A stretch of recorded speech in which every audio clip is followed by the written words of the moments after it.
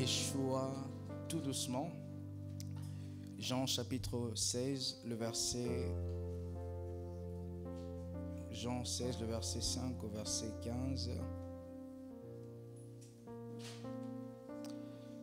Vous y êtes? La Bible dit maintenant, je m'en vais vers celui qui m'a envoyé et aucun de vous ne me demande où vas-tu, mais parce que je vous ai dit ces choses, la tristesse a rempli votre cœur.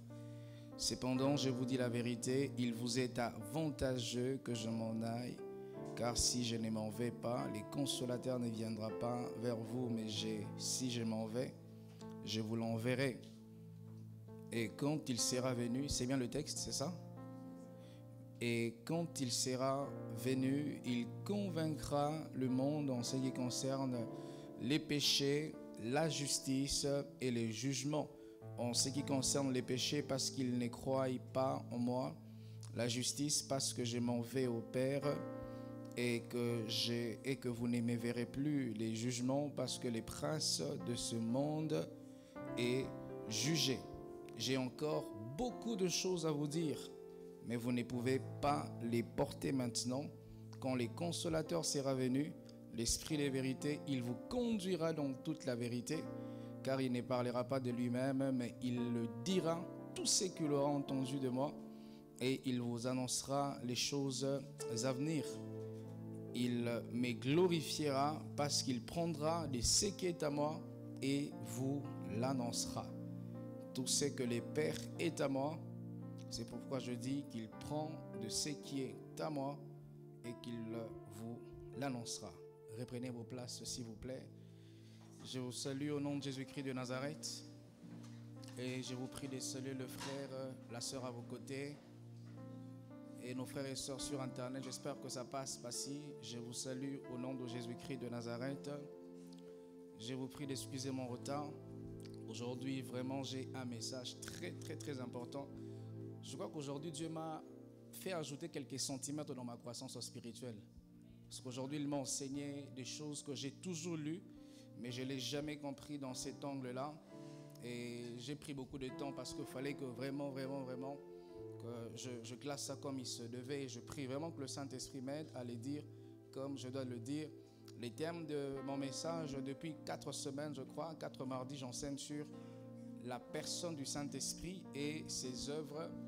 Les mardis passés, j'ai enseigné sur la plénitude du Saint-Esprit et j'ai parlé du ministère de Jésus-Christ spécifiquement et comment est-ce que Jésus a reçu, a eu beaucoup de victoires, il a eu beaucoup d'impact parce que son impact était dû du fait qu'il était rempli du Saint-Esprit. Et je vous ai rappelé que Jésus-Christ, l'impact qu'il a eu sur la terre, il ne l'a pas eu parce qu'il était Dieu, mais il a eu cet impact parce qu'il était serviteur de Dieu. Il s'est dépouillé de sa divinité afin de revêtir le Saint-Esprit qui lui a permis d'avoir ces résultats qu'il a pris. Et pour aujourd'hui, je vais vous parler d'Étienne. Étienne, je vous parlerai durant tout mon message d'Étienne. Étienne, vraiment, c'est la première fois que le Saint-Esprit m'ouvre des yeux sur ses disciples, j'ai envie de dire ces disciples obscurs qui apparaissent très brièvement et qui disparaissent. Actes chapitre 5, chapitre 6, c'est le début de son histoire, le verset 5 au verset 6. Et je vais le dire avant de le lire, je vais expliquer le contexte. Un jour, il y avait les prosélytes et tous les restes qui commençaient à se plaindre parce que lorsqu'on distribuait les biens, les femmes veuves des prosélytes ou d'un groupe de gens ne recevaient pas de manière équitable les biens. Alors ils se sont plaints auprès des apôtres et ça commençait à distraire les apôtres à la fois, s'occuper de la parole, rechercher la révélation, rechercher l'onction, prier, diriger les églises. Ça devenait pesant et distrayant pour les apôtres. Alors les apôtres se sont concertés pour dire, bon, nous allons prier pour que Dieu puisse élire au milieu de vous des hommes qui soient remplis de l'esprit, qui puissent s'occuper de la table, donc des diacres. Et nous allons nous occuper que de la parole et de la prière. Actes chapitre 6, le verset 5. Je vais lire le verset 5 et le verset 8. La Bible dit, cette proposition que les apôtres ont faite a plu à toute l'assemblée. Ils élurent Étienne, là les hommes, les 6 hommes qu'on a proposés.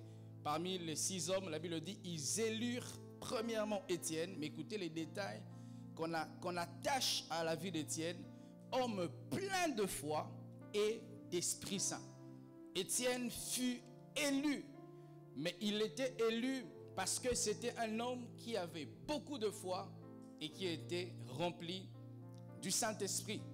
Philippe, les Prochores, Nicanor, Timon, Parménas et Nicolas, les prosélytes d'Antioche. Le verset 8, la Bible dit « Étienne, plein de grâce et de puissance, faisait des prodiges et des grands miracles parmi les apôtres. » Waouh!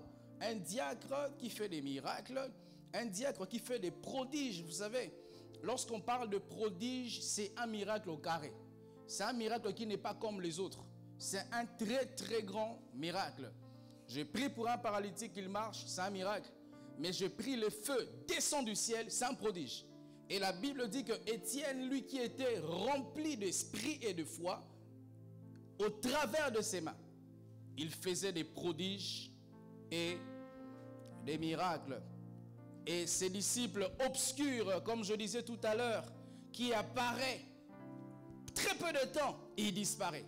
Les Écritures n'ont parlé d'Étienne que dans un seul livre, de manière assez concentrée, le livre des Actes des Apôtres. Et son histoire commence dans Actes chapitre 6 et elle s'éteint dans Actes chapitre 17, chapitre 7. Et toutes les fois où on a parlé d'Étienne, c'était les gens qui parlaient d'Étienne quand il était déjà mort. Et on voit dans Actes chapitre 8, le verset 1, lorsque Paul dit que j'étais parmi les gens qui tenaient les habits, j'étais parmi les gens qui ont approuvé les meurtres d'Étienne. Il n'était plus là, mais il n'a vécu que pendant 2 chapitres des Actes des Apôtres, mais qu'il a laissé les traces. Il fut un diacre, simplement. Et son nom veut dire couronne, je vais vous expliquer tout à l'heure. Et au-delà du fait qu'il fut un diacre à l'église primitive, Étienne, il était les premiers martyrs de l'église. Avant que l'on coupe la tête de certains chrétiens, qu'on les jette dans les arènes, les stades où les lions les a dévorés, avant qu'on vienne scier les bras de certains chrétiens, Étienne fut les premiers. Les premiers chrétiens qui prononçaient Jésus, qui croyaient en Jésus, et un jour on l'a amené pour qu'il se justifie. Après on l'a lapidé une mort atroce et il fut les martyrs de l'église. La Bible nous parle que lorsque le Saint-Esprit vient dans nos vies, où Jésus-Christ dit que le Consolateur viendra, il vous rappellerait tout le reste, il vient habiter les chrétiens dans son esprit comme une source. Et cette source-là s'étend de plus en plus. Plus les chrétiens se donnent à Dieu, plus la source s'étend. Mais vous allez vous rendre compte, frères et sœurs, que la vie de Dieu entre dans la vie du chrétien, je veux le dire, entre dans la vie d'un homme au moment où l'homme accepte de donner sa vie à Jésus. Et lorsque l'homme accepte de donner sa vie à Jésus, la vie de Dieu entre dans sa vie par le Saint-Esprit. La Bible dit, le fleuve d'eau vive couleront. On voit ici une expression, une image d'une certaine vie qui coule dans la vie du chrétien parce qu'il a reçu Jésus et par conséquent le Saint-Esprit est entré et il manifeste une certaine vie. Et les Écritures plus tard parleront de la même vie mais sous une autre forme. On parlera d'un grain, un grain qui aussi en lui a une vie.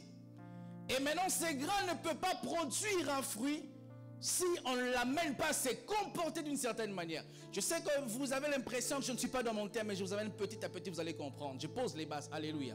Et si tu ne comprends pas tout ce que je dis maintenant, tu comprendras tout ce que je dirai un peu, tu ne comprendras pas. Et les Écritures parlent de la vie du Saint-Esprit comme les fleuves d'eau vive qui jailliront du chrétien. Et la même Bible parle de la vie de Dieu aussi comme un grain. Et les Écritures vont plus loin pour détailler. On parle de grains de blé. Et vous savez, mes frères et sœurs, que les blés, c'est cette plante qu'on utilise pour fabriquer le pain. Et le pain est vu dans la parole de Dieu comme la vie, comme la parole aussi. Et la Bible, c'est Christ lui-même qui parlait, il disait ceci. Dans Matthieu chapitre 13, de verset 23, la Bible dit, un seul grain bien sémé produira beaucoup de fruits. Celui qui a reçu la sémence dans la bonne terre, c'est celui qui entend la parole et qui la comprend. Écoutez maintenant, c'est celui-là, les résultats ou la conséquence, il porte du fruit. Et un grain en donne 100, une production de 100, un autre 60 et un autre 30. Et lorsque nous lisons les Écritures, spécifiquement l'histoire d'Étienne, nous remarquons que Étienne était un grain. Était un grain que Dieu avait pris. Dieu lui a donné le Saint-Esprit, rempli de foi et de l'Esprit Saint, et il transportait une vie avec lui. Mais Étienne ne pouvait pas produire ou multiplier d'autres grains s'il n'avait pas reçu la persécution et par conséquent n'était pas devenu un martyr. Écoutez, maintenant c'est que la Bible dit, c'est Jésus lui-même qui parle. Il est en train de tenir un discours pour mieux nous expliquer comment est-ce qu'un grain qui apparemment est sec, mais au même moment qui est rempli de vie, qui si nous l'utilisons très bien produira beaucoup d'autres grains. Jésus-Christ disait ceci dans Jean chapitre 12, le verset 20 au verset 25. Je ne me perds pas. Vous captez seulement ce que je dis. Amen. Hein? Je suis comme un avion qui fait les taxis avant de décoller. Jean chapitre 12, le verset 20 au verset 25. Le Christ, il parlait ceci, il disait, quelques Grecs du nombre de ceux qui étaient montés pour adorer pendant la fête, s'adressèrent à Philippe, de Bethsaïda en Galilée, et lui dirent avec instance, Seigneur, nous voudrions voir Jésus. Écoutez, le verset 22. Philippe alla le dire à André. Puis André et Philippe les deux le dirent à Jésus. Et voilà la réponse de Jésus. Le verset 23. Jésus leur répondit. L'heure est venue où le Fils de l'homme doit être glorifié. Mais Jésus, où est le rapport entre ce qu'on te dit par Philippe et André, c'est que tu nous réponds. Il va encore en profondeur dans le verset 24. Il parle ici de sa mort. En vérité, je vous le dis. Si le grain de blé qui est tombé en terre ne meurt, il reste seul. Mais s'il meurt, il porte beaucoup de fruits. Le verset 25. Celui qui aime sa vie la perdra.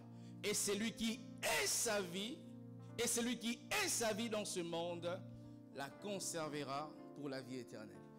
Ici on dit, mais nous voulons voir Jésus. Mais Jésus répond en parlant des grains de blé. Et il leur dit, si le grain de blé aime tellement sa vie, il restera seul. Mais si le grain de blé accepte de se mettre sous terre, de mourir, alors il produira beaucoup de fruits. Et les Écritures nous parlent de cet homme, Étienne, qui était une image d'un grain de blé. Il a été élu, choisi par les apôtres, par le Saint-Esprit. Et la Bible dit, rempli du Saint-Esprit, Étienne, il commençait à produire beaucoup de miracles. Là où il passait, il guérissait les malades. Là où il passait, il laissait le trace. Tout ce qu'il faisait, c'était pour glorifier Jésus par de signes, de prodiges et de miracles. Parce que la vie que Étienne avait, c'était une vie qui devait mourir pour produire d'autres grains. Lorsque Étienne n'était que diacre, il n'était pas rempli de l'esprit et il restait statique au même endroit, il ne pouvait jamais produire le fruit.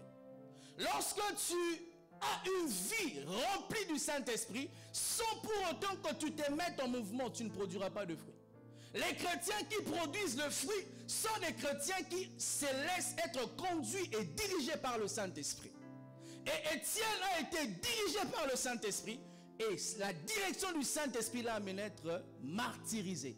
Mais en se martyrisant, il a engendré beaucoup de fruits. Si vous ne le savez pas, Jésus avait dit aux apôtres dans le verset 8, le verset 5 au verset 8 de Actes chapitre 1, restez ici jusqu'à ce que le Saint-Esprit descende et vous aurez la puissance, vous serez mes témoins en Judée, à Samarie, Jérusalem, jusqu'à l'extrémité de la terre. La pensée de Jésus c'était, lorsque le Saint-Esprit vient vers vous, c'est pour que vous puissiez impacter l'environnement immédiat. Ensuite vous étendre sur tous les Cameroun. Et au-delà d'avoir conquéri tous les Cameroun, vous devez aller jusqu'aux extrémités de la terre. Les apôtres, ils ont bien fait, ils ont attendu. Acte chapitre 2 nous dit, la Bible dit, ils étaient là, ils priaient, tout à coup, boum, l'Esprit descend. Mais les apôtres commençaient à oublier que Jésus n'avait pas seulement dit que le Saint-Esprit sur vous, ça serait que pour Judée, Samarie et Jérusalem. Ils avaient oublié l'option extrémité de la terre. Qu'est-ce que Dieu a fait? Par la vie d'Étienne, qui était un grain.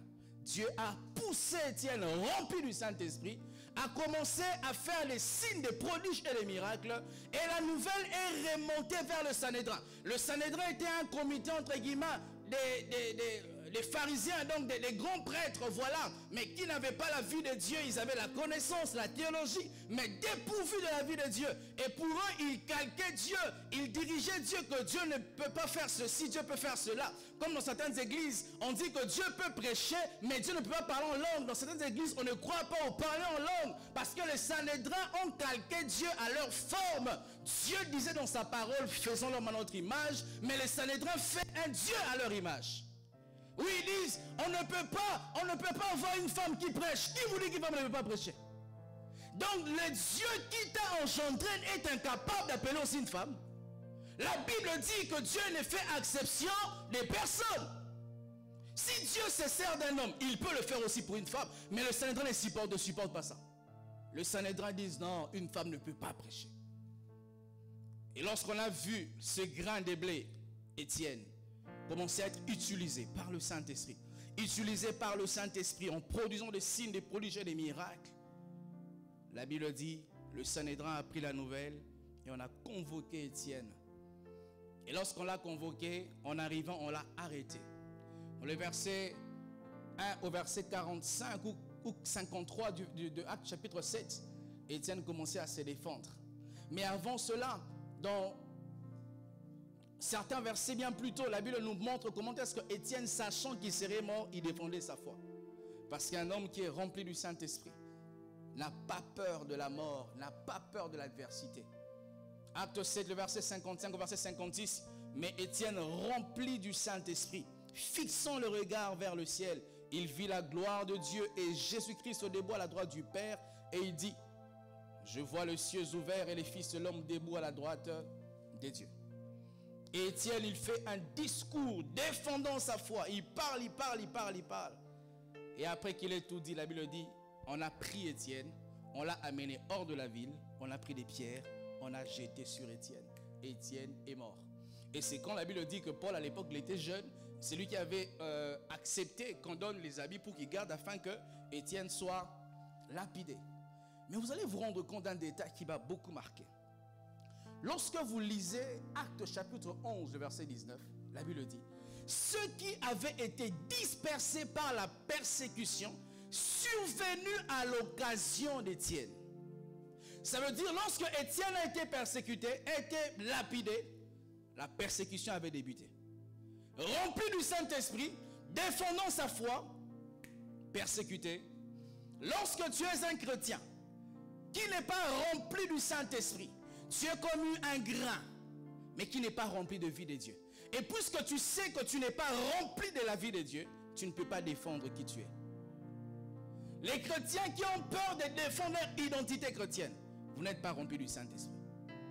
Étienne était devant les autorités religieuses. On l'a même conduit devant les autorités politiques, les autorités, je ne sais pas moi, civiles et administratives. Mais il continuait à défendre sa foi. Et il savait qu'il serait lapidé et il mourrait. Mais il a accepté. Parce qu'un homme rempli du Saint-Esprit n'a pas peur de l'adversité, n'a pas peur de la mort. Tu sais pourquoi tu n'arrives pas à défendre ta foi? Parce que tu es en manque de la plénitude du Saint-Esprit. On te dit seulement, si tu continues les choses de l'église là, on ne va plus payer ta pension, tu arrêtes de prier. Mais Étienne, ce n'était pas question des pensions, c'est question de la vie ou la mort. Toi, on te dit seulement, si seulement tu oses comme ça, je te quitte, je vais prendre une deuxième femme. Et tu arrêtes de croire en Jésus parce que ton mari te menace de prendre une deuxième femme. Tu penses que si tu ne pries pas, c'est ce qui ferait que ton mari te soit fidèle? Non. Ce qui gardera ton mari fidèle, c'est le Dieu que tu cherches, même quand ton mari ne veut pas que tu le cherches. Les parents, est-ce que vous pensez parce qu'à la chicote derrière vos enfants, on dit on ne mange pas la nourriture d'autrui à l'école que l'enfant va obéir seulement? Non. Au-delà de cette chicote, les genoux à terre. C'est Dieu qui l'empêchera. Dieu lui rappellera les paroles de maman. On ne mange pas la nourriture d'autrui. Et tu cèdes à ça parce que ton mari t'a menacé. Si tu ne me donnes pas ton corps, si tu ne me fais pas ceci, je vais prendre une deuxième femme. Et tu cèdes parce que maman, tu n'es pas rempli du Saint-Esprit. Vous êtes en train de diluer votre foi au devant de l'adversité, des combats, des oppositions, Parce que votre plénitude du Saint-Esprit est zéro. On n'est pas rempli du Saint-Esprit. Et on ne sait pas tenir face à l'adversité. Regardez la constance de la vie d'Étienne. Il commence, on parle de lui dans Acte 6, une entrée glorieuse. On dit qu'il était ceci, cela. Et lorsque la Bible parle d'Étienne jusqu'à ce que sa vie soit éteinte, on n'a jamais vu dans la vie d'Étienne les hauts et les bas.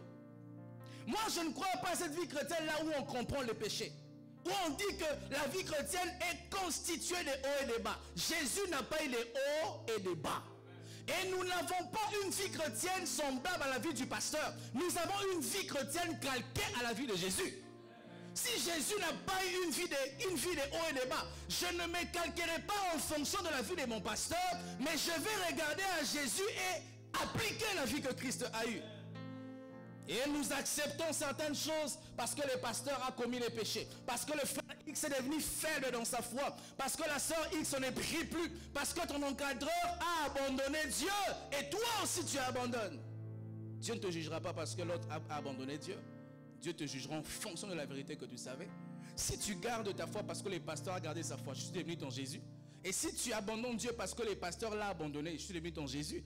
Or, je n'ai jamais été à la croix pour toi. C'est Christ qui a été à la croix pour toi. Que le pasteur abandonne Dieu ou pas, tu dois continuer à prier. Peuple camerounais, écoutez-moi. Ne fermons pas nos cœurs au devant de l'évangile parce que les églises ont commis des erreurs. Aucune église ne ment pour un peuple camerounais. C'est Jésus qui est allé à la croix pour le peuple camerounais. Même si les pasteurs ont eu des abus, ils ont volé, ils ont lavé le cerveau des gens. S'il y a des faux, parce qu'il y a des vrais. Si les faux sont passés, les vrais passeront aussi. Et nous fermons nos cœurs, peuple camerounais, parce qu'il y a eu beaucoup de faux pasteurs. Et même c'est assez péjoratif. Tu vas en entendre que je suis pasteur. Pasteur. On ne croit plus qu'on peut être un vrai pasteur. Frère, sœur, tu es un grand. Quand tu dois te multiplier. La multiplication de l'église primitive a commencé par la mort d'Étienne. Et j'aimerais dire à quelqu'un, les sangs de martyrs constituent les carburants pour l'avancement du royaume. Les hommes de ce monde disent, il n'y a pas de révolution sans que les sangs ne coulent. Il n'y a pas un pays africain, si je peux me limiter qu'à ça, qui a reçu son indépendance s'il n'y a pas eu de révolution. Et si cette révolution ne les a pas conduits à verser certains sangs. Pour ne parler que d'où je viens, nous on a versé beaucoup de sang au Congo. Beaucoup de sang. Pour réclamer la liberté. Lumumba a été martyrisé. Dernièrement, on a rapatrié entre guillemets son corps. Vous savez qu'est-ce qui était dans son cercueil là? Sa dent.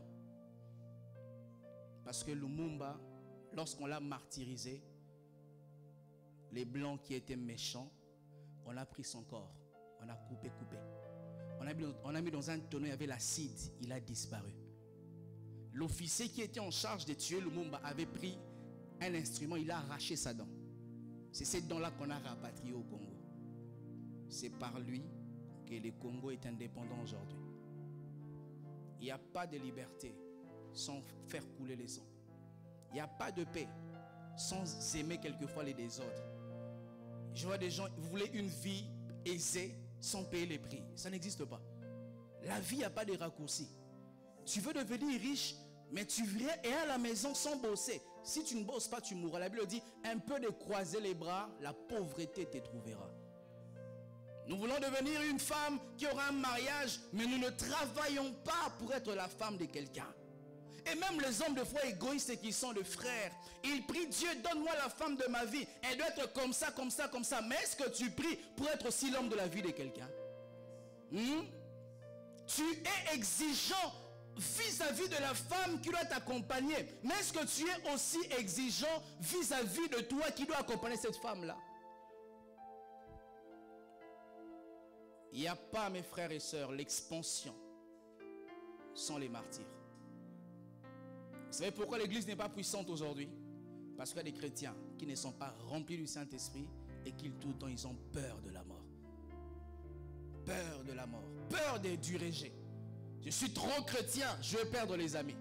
Je suis trop chose de Dieu, je vais perdre mes relations. si je poste trop dans mes statuts, les choses de Dieu là, on va m'indexer. L'église ne se multiplie plus. Parce que ceux qui sont appelés être des grains, ils ne sont plus des grains. Un grain qui refuse d'être mis sous terre. La Bible dit, si ces grains-là refusent, dans Jean chapitre 12, il restera seul, il mourra seul. Mais les grains qui veulent devenir un arbre de main, une forêt, doivent accepter de se mettre sous terre, de mourir, de pourrir et de porter des fruits. Des chrétiens peureux, des chrétiens qui ont honte de Dieu, des chrétiens qui ont honte de leur identité chrétienne. Il est chrétien qu'à l'église, on n'a pas besoin de ça à l'église. La Bible dit le chrétien est la lumière du monde. Si tu es lumière parmi les lumières, tu n'as pas d'impact. Une lumière n'a de l'impact que lorsqu'elle est mise dans le ténèbre. Si tu veux qu'on voie vraiment comment on dit ça, l'éclat de ta lumière, tu dois être exposé au monde et affirmer qui tu es. Affirmer que tu es. Je suis heureux quand j'arrive quelque part, on me dit quel est ton travail. Je suis pasteur. Oui, je suis pasteur. Je vais dans une banque ouvrir un compte. C'est quoi ta profession? Je ne dis pas je suis libéral, je suis pasteur. Tu as une carte de pasteur? Oui, ma carte pastorale est là. Je suis pasteur. Et je ne suis pas inférieur à un professeur. Je ne suis pas inférieur à un ministre. Je ne suis pas inférieur à un député. Les députés font quoi? Ils parlent. Et moi je fais quoi? Je parle. Les professeurs font quoi? Ils parlent. Et je fais quoi? Je parle. Et je dis même des choses plus que ton professeur de chimie et de mathématiques.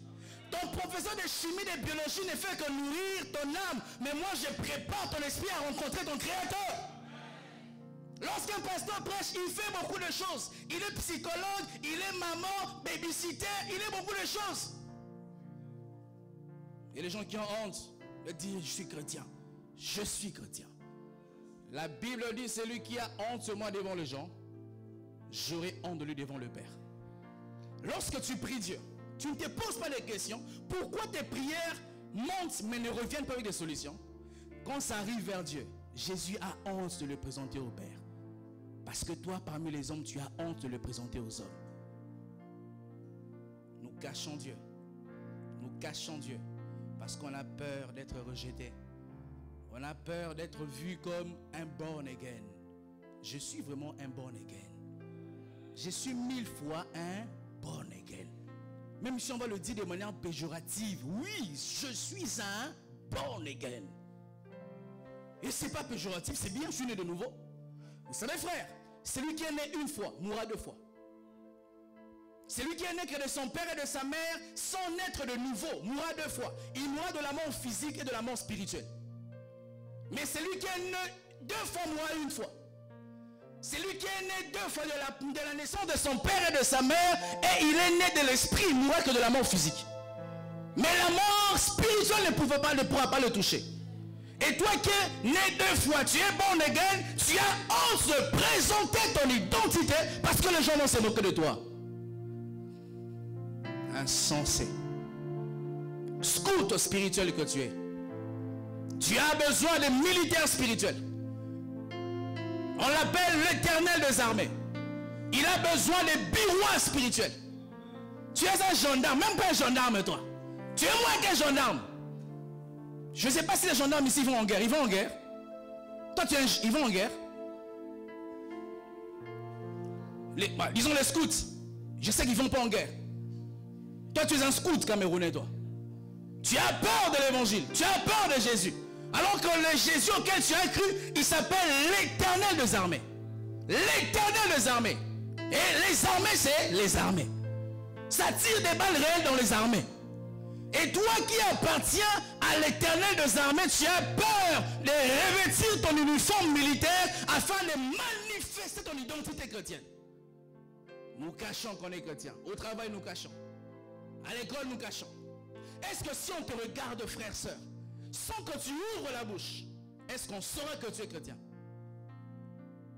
Et les églises ne se multiplient plus aujourd'hui. Les églises ne sont plus puissantes aujourd'hui. Les chrétiens caméléons. Là où il y a les païens, il devient un peu païen. Et il a des versets pour justifier son paganisme. Il dit voilà, Paul disait, avec les Grecs, j'étais comme un Grec. Non, il ne le disait pas pour ça, il le disait même pour les sauver. Même quand toi tu es comme des païens, tu ne les fais même pas pour que tu le sauves, mais ce sont eux qui te sauvent. Des chrétiens qui se retrouvent le week-end dans un snack. Chrétien. Ah frère, je ne sais pas si tu comprends c'est quoi être un chrétien. Je ne sais pas si tu comprends c'est quoi porter Jésus. Si seulement toi qui es un citoyen ordinaire, on rêvait sur toi une autorité politique et tu deviens même un ministre. Frère, ta vie va changer. On ne peut même plus te rencontrer comme ça. Parce qu'il y a une autorité qui est déposée sur toi. Et quand tu es chrétien, la Bible dit, et le Père, et le Fils, et le Saint-Esprit habitent en toi. Et la même Bible dit que l'humanité entière ne peut pas contenir Dieu parce que la terre, elle marche au pied de Dieu. Donc la terre, elle est tellement petite pour Dieu qu'il n'y a que ses pieds qui peuvent être posés. Mais ce Dieu-là habite en toi et toi, tu vis comme ça. Nous vivons comme tout le monde. On parle comme tout le monde. Nous nous contentons des miettes. Des prières, on fait Seigneur, donne-moi un travail. Et Dieu a épuisé de toi un travail, on te paye 500 000 francs CFA. Alléluia, Dieu m'a béni, ce sont des miettes. Dieu peut te donner une boulangerie, mais toi tu te contentes de miettes qui tombent de la boulangerie.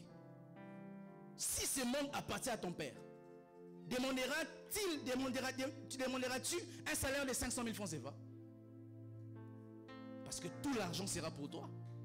On a reconnu dans les nations africaines les gouvernements qui ont abusé de leur pouvoir, ou même on sait, même leurs chiens ont des parcelles, parce que la richesse nationale est à eux, et ils ont tout. Mais toi, tu prétends que Dieu, les propriétaires de la terre et du ciel, est ton Père, mais tu as la vie que tu as là. Il y a un problème. Il y a un problème, mon frère. On n'est pas des vrais chrétiens. Nous sommes remplis de vie de Dieu, des grains, mais qui n'aimons pas la persécution. Nous n'aimons pas être mis sous terre. Nous n'aimons pas ça. Nous aimons une vie bon chic, bon genre, BCBG comme on dit au Congo. Lorsque tout va bien, alléluia, gloire à Dieu. Mais quand le vent de la persécution vient, Dieu m'a abandonné. Nous remettons même en question la fidélité de Dieu, son amour, lorsque les choses vont mal. Non, frère, non. Jésus a dit, quand tu croiras en moi, tu auras les frères et les sœurs accompagnés de persécutions. Il suffit qu'on te persécute un peu, tu penses que Dieu t'a oublié. Non! Le Dieu qui est avec toi en Canaan, c'est le même qui est avec toi dans le désert. Le Dieu qui est avec toi en Égypte, qui te protège, c'est le même qui te dit va dans le désert pendant 40 ans. Et nous aimons le Dieu qui est avec nous en Égypte comme un prince égyptien. Un Moïse qui commande les gens comme un prince. Il ne sait pas c'est quoi être chicoté, fouetté, poursuivi par un pharaon. Mais quand les démons te poursuivent, quand tu n'as pas de mariage, le célibat te frappe. C'est quand tu pleures. Et nous voulons produire de fruits. Non. Si Étienne, rempli de l'esprit qu'il était, il avait fui la persécution, jamais l'église primitive allait être dupliquée. Acte 11, 19, qu'on a lu la Bible dit, ceux qui avaient été dispersés. La persécution amène, comment on appelle ça, disperser? Amène la dispersion. La persécution amène la dispersion. Je vais te poser cette question-là. Je ne veux pas que tu ris. Parce que je ne suis pas venu te faire rire aujourd'hui. Si aujourd'hui, la police entre, et qui est pasteur ici, on me fusille, je meurs. Demain, tu reviendras encore prier ici. C'est ce qui s'est passé à l'église primitive. On dit que tu es chrétien, on te coupe la tête. Malgré ça, ils se réunissaient. La Bible dit en Égypte, plus on accablait les enfants d'Israël, plus ils multipliaient. On est des faux chrétiens, des chrétiens d'église. Dieu ne t'attend pas à être chrétien à l'église, il n'a que faire de ça. Dieu t'attend à être lumière du monde, pas lumière de l'église. Tu es sel de la terre, pas le sel de l'église. À l'église, on s'habille comme des hommes saints, mais quand on sort, on s'habille comme tout le monde. On parle de langage chrétien, shalom, alléluia, gloire à Dieu. Mais quand on sort, on insulte comme tout le monde, on est menteur comme tout le monde.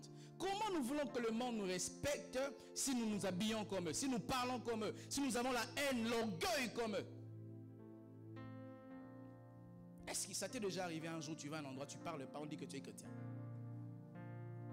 Tellement tu as emmagasiné Christ. Tellement tu es devenu très très proche de Jésus. Sans que tu n'aies ouvert la bouche, on dit que tu es chrétien. On relate un jour l'histoire d'un missionnaire. Il est allé dans une histoire vraie. Hein? Il est allé dans un village prêcher l'évangile. Il arrive dans une maison comme ça, il ne voit que des enfants. Il voulait partir, Dieu lui a dit non, ce sont si mes âmes, ils grandiront, prêche-leur l'évangile. Il commence à leur parler de Jésus. Parler. Les enfants étaient tellement touchés quand il est parti, les missionnaires. Les parents sont revenus, les enfants ont dit, Jésus était avec nous. On a vu Jésus là discuter avec nous. Les parents n'en revenaient pas. Mais tellement, ils pensaient que les enfants déliraient comme ils sont des enfants. Mais tellement les enfants étaient persuasifs dans ce qu'ils disaient. Ils ont commencé à pas avoir les doutes que c'était peut-être Jésus. Et c'est quand ils ont posé la question, il était comment? C'est quand on l'a décrit, qu'ils se sont rappelés que c'est ces missionnaires-là qui prêchent dans les maisons. Est-ce qu'on peut te confondre avec Jésus? Toi, on peut te confondre avec Jésus. C'est comme si nous ne comprenons pas ce que nous faisons dans la vie chrétienne. Peux-tu voir vraiment un ministre de ce monde se balader comme ça? Parce que sa fonction lui donne une certaine éthique, une certaine déontologie. Tu accepteras qu'un médecin qui est sous l'alcool, il sent la cigarette t'opérer?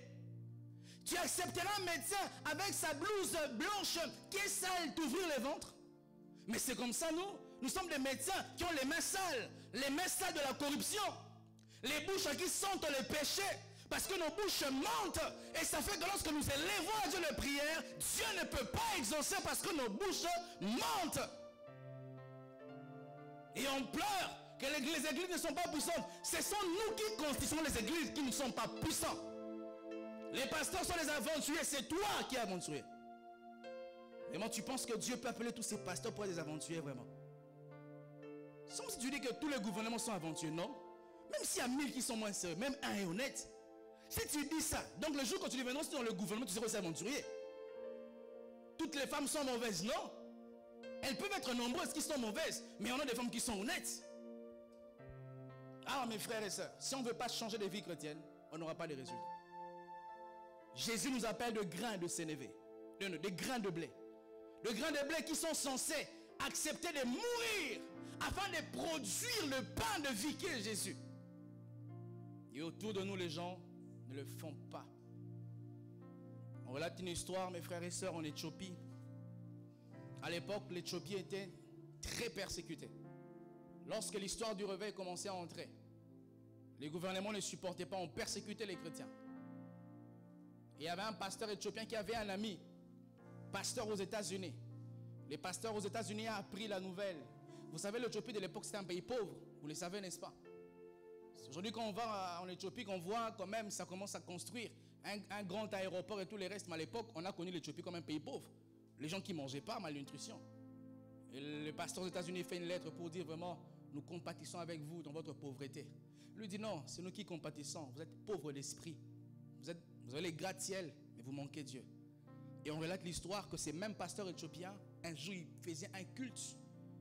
Je crois 7e ou 6e niveau dans leur maison. Les militaires ont appris que là-bas on fait un culte. Histoire vraie de vrai. Les militaires sont entrés. Ils ont pris les bébés du pasteur qui était dans les bras de sa mère. On a pris ces bébés, sortis de la fenêtre, on a lâché. Histoire vraie de vrai. Choquée l'assemblée était. La maman pasteur est descendue des escaliers. Elle a pris les corps. Remonté, on a repris les cultes. Moi, je n'imagine pas. Ma petite fille là. Et puis on la tue comme ça. Et on reprend les cultes. C'est ça. Dieu nous appelle à ça.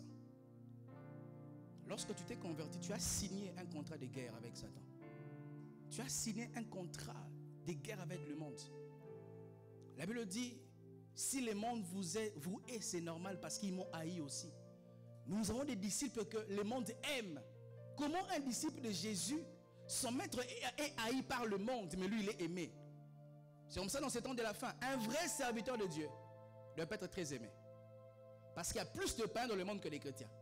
Si toi et les païens et les chrétiens t'aiment, tu as un problème. Il faut que tu déranges les païens. Pas pour les mettre mal à l'aise seulement, mais ta vie de Dieu les dérange tellement qu'ils ne supportent pas. Ils doivent fléchir et donner leur vie à Jésus. Les chrétiens, ils ont même des copains païens, des potes païens. Un chrétien n'a pas un ami païen. Je peux avoir les connaissances païennes, mais pas d'amis païens. Tu peux avoir une connaissance, on a étudié avec toi, je te connais quelque part, tu es ma connaissance, mais tu n'es pas mon ami. Parce que qui dit mon ami dit un cercle restreint qui influence ma vie. Et toi, tu as des amis qui influencent, qui sont païens. Et même certains vont plus loin. Vous avez des fiancés païens. Ta fiancée, elle est païenne. Parce que les sœurs de l'église, on voit par leur corps, elles s'habillent décemment. Toi, tu es tellement impudique que tu dois voir les corps d'une femme, voir ses seins exposés. Et comme à l'église, on prêche la sainteté, elles ne font pas ça, tu vas aller aimer là-bas. Tu as un problème avec ta foi. N'est-ce pas si tu as vu, si tu vois un ministre respecté dans le gouvernement, tu le vois en train de boire l'alcool dans un tourne-les-dos. N'est-ce pas que tu vois, il va se rabaisser? Parce que de par son rang, on ne peut pas le voir dans un restaurant comme tourne-les-dos. Il doit être dans les restaurants chic là. Et toi, c'est ce que tu fais. Étant chrétien, le prince de Dieu, on te voit tomber plus bas comme ça. On n'arrive plus à multiplier les chrétiens. À multiplier les chrétiens. Parce que nous sommes des chrétiens qui refusons de souffrir pour la cause de l'évangile. Nous refusons. Même lorsqu'on vient, qu'on nous prêche, on vient par formalité. Et même certains, vous venez à l'église parce que tu veux attendre que les embouteillages finissent. Ah oui, je sais de quoi je parle. L'église est une salle d'attente maintenant. On attend que les embouteillages finissent. Pasteur prêche. Et un tel chrétien, tu n'aimes pas Dieu. Ton amour pour Dieu est très bas. Même Dieu sait que tu es là pour les embouteillages. Si Dieu enlevait les embouteillages, viendrais-tu toujours au culte du soir? Frères, sœurs, Dieu n'a pas établi l'église pour nous endormir. Je ne suis pas pasteur pour vous endormir. Ce serait maudire ma propre vie. Où je consacre toute ma vie comme ça. Je quitte un pays lointain pour venir ici dormir les gens. Non. Frères, sœurs, être chrétien, c'est accepter d'être mis sous terre. Où tu te laisses être dépouillé comme Jésus, le Fils de Dieu, le grand roi. Il s'est d'abord lui-même dépouillé. Et lorsqu'il allait à la croix, on l'a encore dépouillé. Le Fils de Dieu est mort nu à la croix. Et nous, quand on veut toucher un peu à notre personnalité, on n'aime plus, on vient un peu à l'église. Même lorsqu'il peut arriver que lorsque tu viens ce jour-là, les pasteurs prêchent ta vie, tu commences à dire, cette église-là, on dit des choses des gens. Parce que j'ai touché à ta vie. Tu penses que c'est lui qui t'a invité et allé dans ton dos pour relater ta vie au pasteur. Qui de vous ici m'a déjà donné un bat comme ça? Comment on appelle ça ici? Une information comme ça. Comment on appelle ça? Fax. Qui de vous est entré dans mon bureau pour dire pasteur, fax, une sœur comme ça, impudique, voleuse, menteuse? Qui de vous m'a déjà dit ça? Et je n'ai même pas besoin de ça. Le Saint-Esprit peut tout me dire. Et quand même on vient, tu sens que c'est ma vie, de ma vie qu'il s'agit. Tu ne reviendras plus. Tu veux d'une église où il y a les exubérances, où les gens tremblent, les gens disent ouais, tu auras les visas, tu vas monter, tu vas escalader. Mais quand on te prêche la vérité, qui te prépare à ton éternité, tu trouves que c'est ennuyant. Les pasteurs, tu n'aimes pas les pasteurs de ces mardis. Les pasteurs de mardi passé, c'était ton pasteur. Les diacres me feront les rapports à la fin du culte. Tu vas me punir dans les offrandes aujourd'hui. Dieu m'avait dit, ça sera mon culte aujourd'hui. Il m'a dit, prends cette offrande. Quand tu sentiras, les pasteurs commencent à vibrer. Viens sceller. Un Dieu cupide, parce que tu es cupide toi-même comme ça. Tu penses qu'on prêche pour l'argent? Vraiment, tu penses ça? Tu penses ça? Frère, quand même. Tu penses qu'on peut prêcher pour l'argent? L'argent, on prêche parce que nous aimons le Seigneur. Pas pour l'argent. Ah oui, je vous dis mes frères, pas pour l'argent. Si certains prêchent pour ça, nous on ne prêche pas pour ça. Qui de vous j'ai déjà appelé, donne-moi l'argent? Personne ici. Hein? Qui de vous j'ai déjà appelé, donne-moi à manger? Personne. Parce que quand Dieu t'appelle, il prend soin de toi. Je ne suis pas appelé pour vraiment, frère. Combien tu donneras ce soir même? Combien? Qui va enrichir les pasteurs? Combien? Ce n'est pas parce que tu as rencontré des pasteurs qui vivent de l'église que tous les pasteurs sont comme ça. Non. Frères, sœurs, revenons à la vraie vie chrétienne. Nous avons trop dilué la vie chrétienne. Nous sommes comme des ministres actuels qui sont bas, tellement bas, qu'on ne respecte plus, on les insulte même. On est comme un homme en uniforme qui ne respecte plus son uniforme. Il boit avec les civils, il s'enivre avec les civils, il fume avec les civils et les civils lui manquent le respect parce qu'il ne respecte plus son habit, son uniforme. Et les chrétiens, nous ne respectons plus notre uniforme, notre identité d'enfant de Dieu. Et le monde commence à blaguer avec nous. Regardez même comment les gens, ils font des blagues avec des pasteurs. Il met un peu d'école pastorale ici, il fait des blagues. Et toi, chrétien, tu aimes. Il faut te désabonner sur sa page. Est-ce que tu t'abonnerais à la page d'une personne qui fait les sourcils de ton père? Il blague avec ton papa biologique et tu vas aller t'abonner. Un enfant maudit, insensé. Et nous sommes insensés comme ça. On se moque de notre Jésus et nous aimons les pages là. Les pages là. Il fait même des bêtises. Il couche avec des femmes dans ces scénarios comme ça. Et nous aimons ça. C'est nous qui les encourageons. Il fait comme ça. On prie, le ciel s'ouvre. Dieu les tue. On respectera l'église. Est-ce que quelqu'un blaguerait dans la maison d'un féticheur? Tu sais que ces féticheurs là, quand il fait ça, tonnerre pas. Toi tu vas aller blaguer là-bas. Si lui fait ça, c'est normal, c'est un féticheur. Mais la puissance qu'il a, c'est Dieu qui l'a donné. Et notre Dieu est plus puissant que lui, fois 1000, fois 1 million. Il blague avec Dieu. Il faut qu'à les églises, à nouveau qu'on retrouve les temples d'Ananias et de Saphira. On respectera l'église. On touche l'église. Pasteur Bonbon. Pasteur comment? Bonbon. C'est bon. Comment? Bonbon pasteur. Bonbon pasteur. On insulte bonbon pasteur. Bonbon pasteur.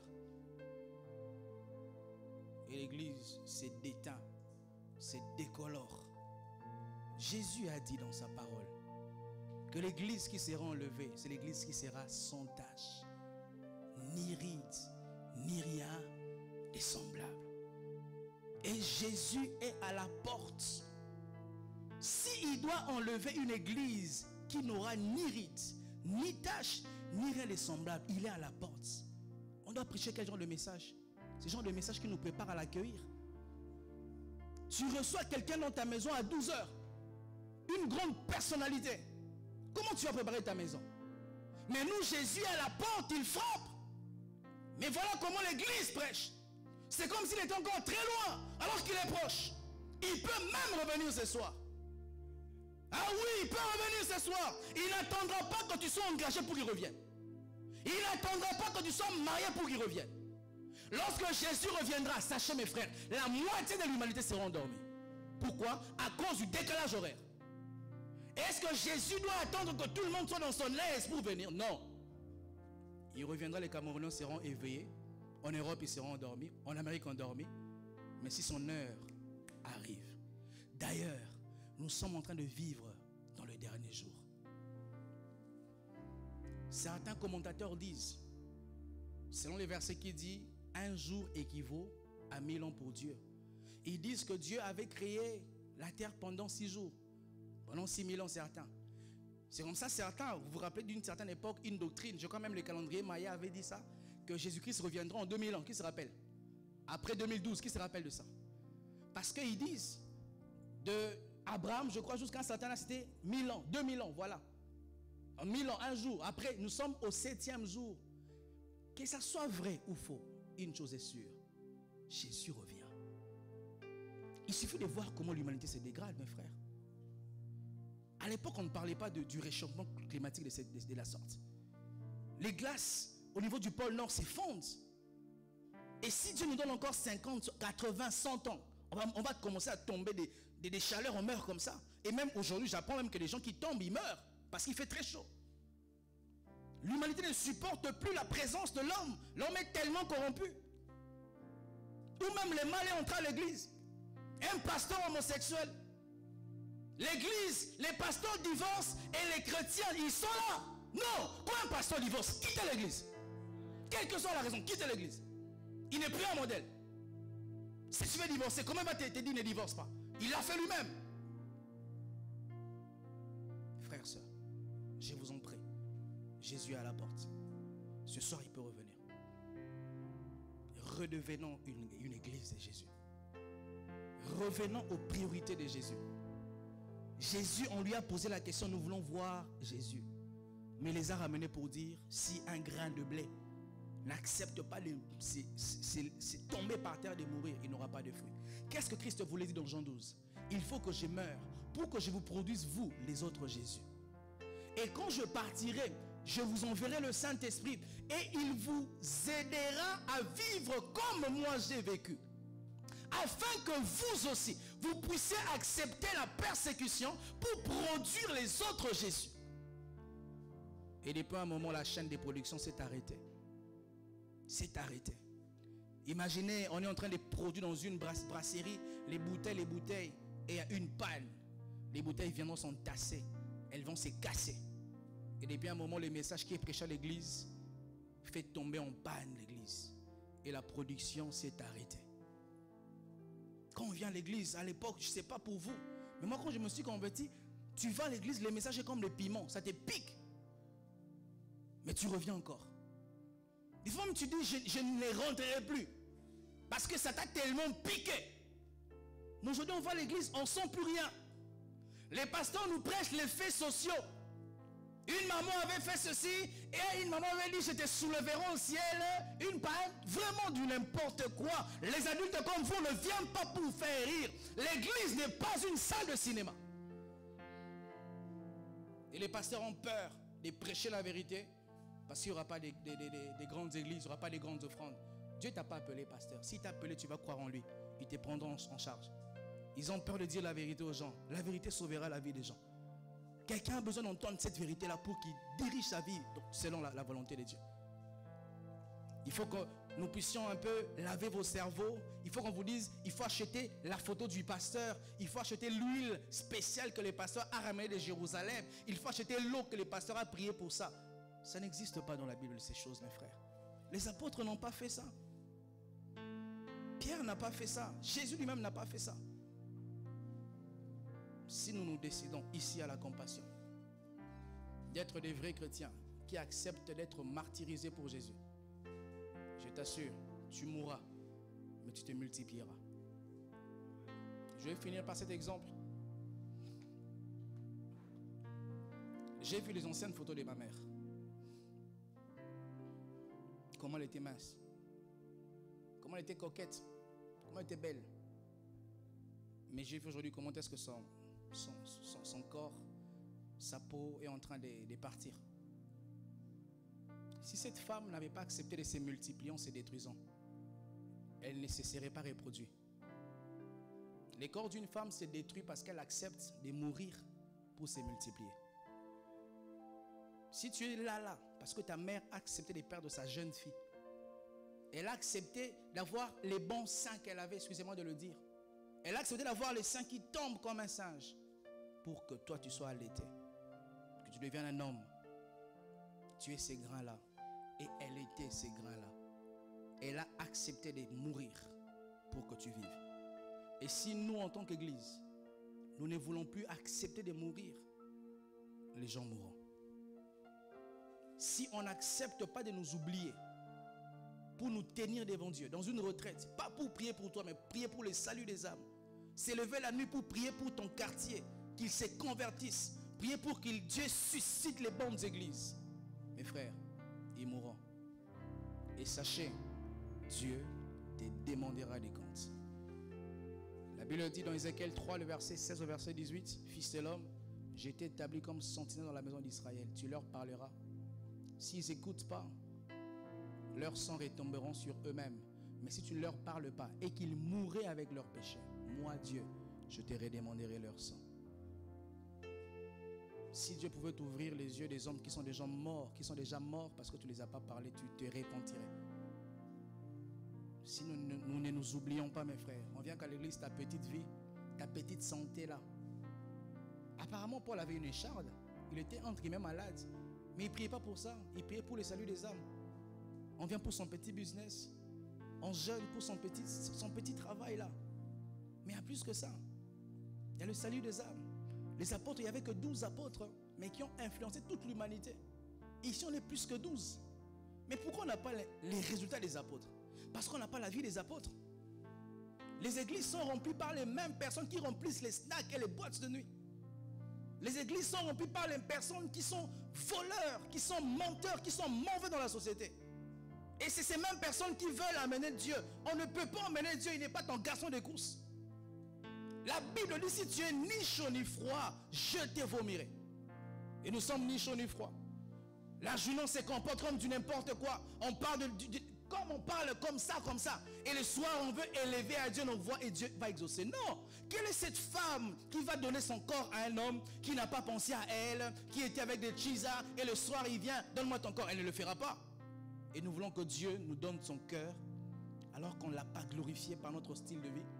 On veut que Dieu nous manifeste sa puissance, alors que nous ne les glorifions pas. Voilà même comment les gens cherchent Dieu en décembre. Ils se consacrent comme si Dieu était devenu Dieu en décembre. Mais tu l'as oublié pendant 11 mois. Frères, sœurs, j'ai ce soir un grand fardeau pour que l'église redevienne là où elle doit être. Si nous ne mettons pas nos vies en ordre avec Dieu, on verra une poignée de disciples qui vont appliquer la parole monter. Et on va le haïr pour rien. Si on voit dans les églises, un pasteur qui est riche, il a des avions, des voitures, il est béni. Ses collaborateurs sont des pauvres parce que les collaborateurs ne vivent pas comme leur pasteur. Ils ne payent pas les prix de leur pasteur. J'ai prié pour ces cultes. As-tu prié pour ces cultes? Oui, j'ai prié. Tu m'as appelé. Ma soeur Sheba m'a écrit, je ne l'ai pas répondu. J'ai été à mon téléphone, j'ai cherché Dieu pour ces cultes. Je suis entré en retard pour ces cultes. Mais toi, tu as prié pour ces cultes. Et Dieu me les verra. Et tu risques de dire que les pasteurs, il est venu du Congo, il est devenu riche. Il a des terrains maintenant, il a des maisons. Mais est-ce que tu as la même vie que moi? Est-ce que tu cherches Dieu comme moi? Est-ce que tu jeûnes pour cette église comme moi? Est-ce que tu t'es sanctifié pour cette église comme moi? Moi, je me sanctifie pour vous. Jésus-Christ disait, je me sanctifie pour eux. Je ne vole pas l'argent de la caisse. Je dépense pas mon argent, l'argent de mon enfant, mon bébé. Je mets ça pour l'église. Tu fais les sacrifices comme moi je fais. Les dimanches, je parle de tous les besoins que l'église a. Est-ce que ça t'a touché à cœur? Aujourd'hui, j'ai dû louer une télévision pour l'église, alors que j'en ai parlé dimanche. Moi, le niveau des hontes. Et je vais faire quoi? Je vais prendre mon argent, je vais acheter une télévision. Dieu me bénira. Il se souviendra de moi. Mais nous tous, on avait entendu les besoins que les pasteurs avaient donnés le dimanche. Frères, sœurs, si nous ne voulons pas être des grains, nous mourrons sans avoir produit. Chaque fille est appelée à être mère. Mais ce ne sont pas toutes les filles qui deviennent des mères. Certaines refusent de se marier, elles meurent comme ça. Et si toi tu refuses d'accepter de mourir pour la cause générale, tu mourras seul et on ne parlera plus jamais de toi.